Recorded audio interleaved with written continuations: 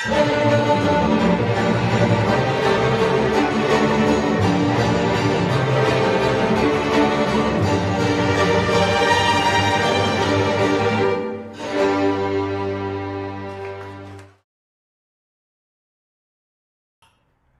первой части трансформации капитала мы заметили, что реальный процесс обобщения связан с увеличением числа владельцев корпораций, что их число больше.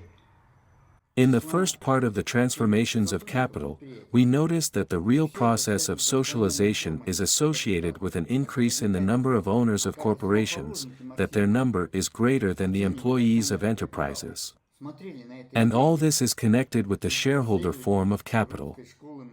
Then the question arises, how did the founders of Marxism evaluate share capital and look at this phenomenon? After all, the followers of the Russian school of Marxism did not even mention this form. The established party monopoly on the ownership and control of the entire economy excluded other owners.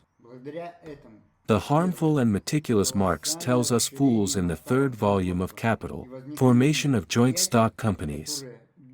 Thereby, first, a colossal expansion of the scale of production and the emergence of enterprises that were impossible for individual capital. At the same time, such enterprises that were previously government-owned are becoming public. Wow! They are becoming public, because even small capital can now join large enterprises that were previously state-owned under the feudal lords. Let's look further at Marx's conclusions. Общественную концентрацию средств производства и рабочей силы получает здесь непосредственную форму общественного капитала. He's writing, capital, which itself rests on the social mode of production and presupposes the social concentration of the means of production and labor power, here receives directly the form of social capital, the capital of directly associated individuals, as opposed to private capital, and its enterprises appear as social enterprises as opposed to private enterprises. Noticed. Joint stock enterprises are public enterprises as opposed to private enterprises. For the Soviet party bosses, who established their private ownership of all enterprises in the country, these conclusions of Marx were like a bone in the throat. So they simply kept them silent. In general, Marx looks at this process dialectically. He says, this is the abolition of capital as private property within the capitalist mode of production itself. Это, он говорит, это результат высшего развития капиталистического производства.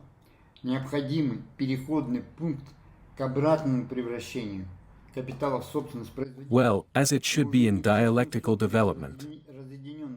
His further reasoning leaves no doubt. This is the result of the highest development of capitalist production, a necessary transition point to the retransformation of capital into the property of producers, but no longer into the private property of isolated producers, but into the property of associated producers, into direct social property.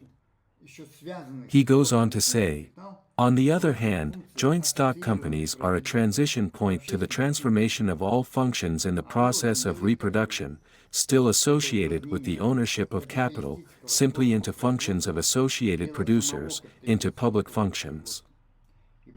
Потому само себя уничтожающее противоречие, которое прежде всего представляется простым переходным пунктом к новой форме производства. Ладно, все понятно. And he concludes as follows. This is the abolition of the capitalist mode of production within the capitalist mode of production itself, and therefore a self-annihilating contradiction, which first of all appears to be a simple transition point to a new form of production. Okay, everything is clear. Let's see how this process is presented in the modern, still capitalist world. Let us turn to the research of Professor Doctor of Economic Sciences Victor Supien. He provides the following data.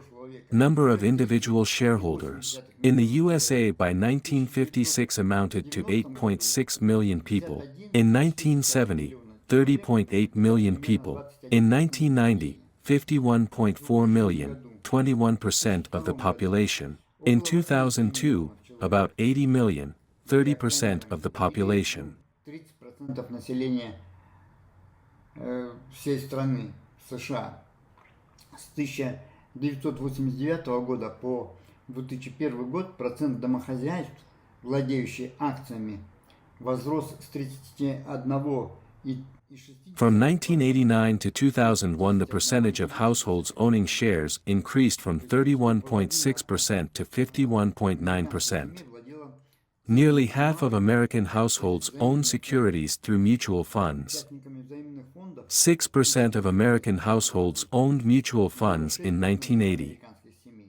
In 1990, 25%. In 2000, 49%. There was approximately $7.6 trillion in retirement accounts of various types in the United States in 2000. Of this, approximately 43.6% was invested in corporate stocks and about 10% in government securities. American investment funds have a global cross-sectional network of ownership of various assets of joint stock companies. The devil will break his leg when you start to figure out who owns what. Инвестиционные американские фонды имеют глобальную перекрестную сеть владения различными акционерными обществами. Там черт ногу свернет, когда начинаешь разбираться, кто чем владеет. Например, компания... For example, BlackRock invests in securities of companies far outside the United States. In the U.S., they invested $6.4 trillion across all industries. In Europe, the Middle East and Africa, they bought assets worth $2.50 trillion. Asian companies invested $802 billion in stocks and $356 billion in Latin America. Азии они вложили 802 миллиарда долларов, а в Латинскую Америку 356 миллиардов. То есть американское общество через владение акциями BlackRock обобществляет и другие общества. That is, American society, through the ownership of BlackRock shares, socializes other societies and their production. Of course, in the guise of capitalism, all this is accomplished through dirt, blood, scams, bribery and robbery. And I have no doubt that the moneybags control all these funds for their own benefit, that small shareholders can only indirectly influence the management and distribution of profits. To bring this process into the framework of humanism and human-centrism, I believe it is necessary to move to a new paradigm, which is implemented in economic cybernetics. There, all the contradictions of capital have been removed, dialectically overcome.